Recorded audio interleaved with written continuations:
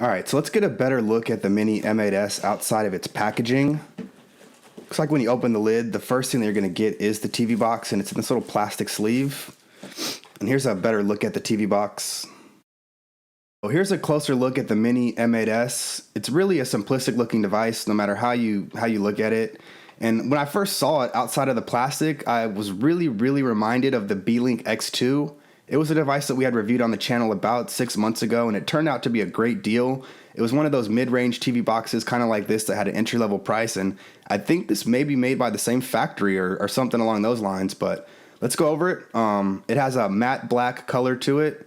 You can kind of still see fingerprints on it if you have really oily fingers like I do, but it's going to be really good at not showing dust and stuff like that. We have the Mini M8S logo up here in the corner, or the stripe. If you look at it from the front, there's nothing going on, but there is an IR sensor hiding out behind there for communicating with the remote control. On the right-hand side, we have a micro SD card slot for expanding the internal storage. There's also a USB 2.0 port for connecting in accessories. On the back of the TV box, we have our optical for connecting to your receiver or your TV. There's a 10x100 fast Ethernet port, an HDMI 2.0 port for 4K video, a USB 2.0 port again, and a DC 5V in for powering on the TV box. It's blank on the right. On the bottom, we have a few things going on here. There is this pinhole here. It's for going into recovery mode. If you ever need to connect the TV box to your PC to do a firmware update the manual way, you'll be required to use that for getting into the recovery mode. And then we also have this little surface that you see here. This is actually a little lip that helps with elevating the TV box. It just will prevent it from scraping around all over the place because these edges are kind of sharp here. So that is it for our quick overview on the Mini M8S. We're going to go more in depth with this when we look at the operating system in a bit, but let's finish the unboxing first. The remaining accessories can be found beneath the insert here. There's actually two inserts in this little part of the box. And first we have our HDMI cable and our power supply. So this is your standard 5V power adapter. It looks like it's 5V 2 amps, and it's a US plug, so if you're elsewhere in the world, be sure to request the adapter for your region. And then it just plugs into the back of the TV box at the circular input like that. We also have here the HDMI cable. This is your standard male-to-male HDMI cable, and it's just meant to output from the TV box to your display. So TV, monitor, projector, whatever. And then the last accessory we have is the remote control. This looks like it's your standard Android TV remote, but here's a better look at it outside of the plastic. So this is a basic remote. It's going to allow you to use the TV box, but it's not really going to be a satisfactory experience. We do get the basics with it though. So just to quickly go over it, we can power on the TV box or put it to sleep. There's controls for volume, either toggling it up or toggling it down. We have fast forward and rewind keys, Android keys for home, return, and menu. There's also this mouse key here. What this does is add a cursor to your screen, and then you can use the directional pad to navigate the cursor. So for apps that support only touchscreen input, it's a good way of emulating a mouse. We also have a numpad down here at the bottom for your numerical input. On the back of the remote, there's a removable panel where you can see that it's powered by two AAA batteries. They don't include any in the packaging, so make sure that you have a pair laying around. And then the remote itself is IR, so we have a sensor at the top, and that's how it talks to the TV box. It does require a direct line of sight, so be sure when you're placing it that you're not blocking it by anything, because it's not going to give you the best performance in that kind of condition. But that's it for a quick walkthrough on the remote. Let's finish up now with the unboxing before we look at the operating system. So this is the main screen of the M8S. This is the default launcher. It's called the Media Box launcher. Personally, I don't really like its appearance. It seems kind of messy to me, like the artwork doesn't really match or mesh well with each other. So I installed Nova Launcher, and that's what I use with this box as my primary launcher. If you guys aren't big on how it looks, it's a possibility also. You could pretty much install any third-party launcher on here that you want to, so don't feel like you're limited to the stock launcher if you're not big on how it looks like I was. But to go over the stock launcher, it is kind of useful in some ways. We have big icons here that are good to view at a distance. They're nice for big screen TVs or for viewing from across the living room or whatever. And they're essentially all tied into specific subfolders within the app drawer. So my apps will take you to the master app drawer, and you can see the little icons down here at the bottom. If you're to swipe right or to swipe left, then they take you to these subfolders that you see on the home screen here. So each of these has their own subfolder within the app drawer. And I don't know, I mean, you have the ability to add your own icons in here if you wanted to choose from various applications that you've installed on your own and bundle them into those shortcuts. That will help you guys with categorizing the different apps that you have on your TV box. Otherwise, you can always go just into the main app drawer and use that to find your apps as well. We have the settings area. This is the standard Amlogic S905 settings area. It looks like Android TV now across the board, so you'll see this with any new Amlogic TV box. And to quickly go over it, we have the device area, network, and display resolutions. It supports resolutions out of the box up to 1080. I had it default on me to 720p when I plugged it into my 1080p monitor, so you guys will probably have to change that manually on your own as well if you have a 1080p display. There's the preferences area where you can set your language, your date and time, HDMI, CEC, all that fun stuff.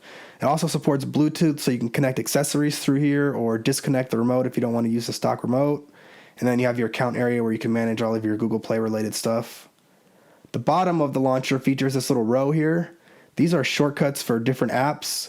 These are basically like one-offs. So if you have an app that you like and you don't want to even make it part of the group, then you can make it just a one-off shortcut that you can quickly access by a single click. So same logic applies to adding icons to this that did in the app drawer. You just click the little plus symbol. You get a list here of all of your installed apps. Then you can choose what you want or unchoose stuff if you no longer want it to appear. The bottom has our taskbar or our status bar, whatever you want to call it. We can take a screenshot. We have volume controls, our Android on-screen controls, and then we can hide the status bar. If you swipe down from the top, you have your notification drawer. It looks like the Super Sub binary is installed, so it's pre-rooted. You don't have to worry about rooting it on your own out of the box. It does look like it needs to be updated though. And that's really the extent of what I wanted to show you guys with the user interface. So I'm going to switch to Nova Launcher for the rest of this review because I think it's a little easier to use and I just prefer how it looks. So let's finish up in Nova Launcher, and what I wanted to look at first with you guys was some benchmarks. So let's look at Antutu first and go over the score that was achieved in Antutu. Alright, so here we are in Antutu. It got a score overall of 34,000. It's a pretty average score, honestly. I mean, compared to the flagship TV boxes, those usually get about 36,000, 38,000 in Antutu. This one got a 34,000, which places it around the same as the K1 Plus that we had looked at on the channel. So it's a mid-range score. It's better than the MXQ that we had looked at last week, the one that retails for 30 bucks, but it's not quite as good as the ones that retail for $100 or more. So it's really not bad. It's mid-range, and again, it's very affordable. So that's a pretty good score, I would say, at 34,022. And here's a look at the detailed score breakdown. Just pause it here if you want to see it, because I'm going to back out. And then we can see how it ranks also. If you had to compare it to a phone, it looks like, well, it's under Meizu MX5, so it's substantially under it. But again, at 34.22. And that's it for Antutu. So next up in benchmarks is 3D Mark. So in 3D Mark, it was able to get an overall score of 4,221. Compared to other Amlogic S905 TV boxes of all makes and models, this is pretty much the standard score that you see, or something maybe a little higher, but this is completely typical, and it's a very good score overall for what's available on the market today. So that is what it got, 4,221. Here are the details on that score. Encourage you, of course, to compare this to other reviews that you've seen to make sure that you're making the best choice for yourself, but this is the score that it got overall. And that's going to do it for a quick look at 3D Mark. So to wrap up the benchmark part of this review, let's look at CPU-Z, get a good look at the hardware that's used in the TV box, and go over any other details that we haven't covered yet. So CPU-Z is recognizing the CPU as a Cortex A53 at 2 GHz. It's quad core, but it looks like right now there's only one core running. The other three show stopped. I'm not sure what's going on with that, but that's pretty interesting. The CPU load overall is really low. Maybe that's why it doesn't kick in until a higher load. Mali 450, again, pentacore GPU. Scaling governor is hot plug. Under device, 1920 by 1080 resolution, so it's not doing anything funky with upscaling or defaulting to 720p and at the back end of things. We have a total amount of RAM of 1800 megabytes. There is 1 gigabyte available in mine. Overall, internal storage is only 4.7 gigabytes, so pretty limited. Looks like it's probably, I guess, devoting a good percentage of that to the operating system because it's supposed to come with 8 gigabytes. So I guess half of that goes to the OS pretty much. If you need to expand that, again, there is a SD card or a USB for plugging in thumb drives or external hard drives or whatever you may have. Under system, it's Android 5.1.1. We have root access, so it's pre-rooted out of the box. And then the rest of this stuff we really don't have to worry about. So that's it for CPU-Z and benchmarks. Let's next move along to video.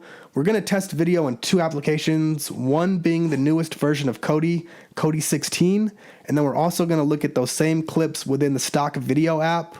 In both cases, we're going to be playing back the files from a local USB drive. I wanted to rule out any type of network-related things with this test, so it's going to be playing from local storage only, and we're going to see how it does. So let's first get started with Kodi. So we're going to take the same approach to testing video on the Mini M8S that I did in my last TV box review. We're going to look at 3 specific file types. One being a 1080p HEVC file. The reason I like this is because if it can play an HEVC file, then it should have no issues with playing an H.264 file. So it's kind of like a 2-in-1 test. And then we also have 2 4K files, one 10-bit 4K and one standard 4K. The S905 is supposed to be compatible with 10-bit 4K, but I'm not sure how it's going to play within Kodi. So we'll compare all of these files in Kodi to the stock video app as well to see if there's any difference between performance in the 2 applications. But let's get started here first, and then I'll give you my thoughts on this before we move along. First stage propulsion is nominal. Vehicle flying down to nominal. Stage separation confirmed. And MVAC ignition.